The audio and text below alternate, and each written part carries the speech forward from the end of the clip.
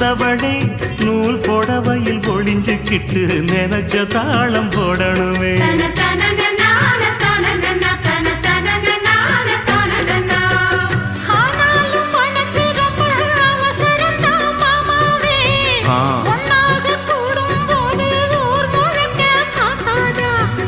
பார்த்தாலும் தவறு இல்ல பனியுறங்கும் ரோசாவே, உன்னால சொத்த வச்ச மூக்குலதான் வைக்காதா.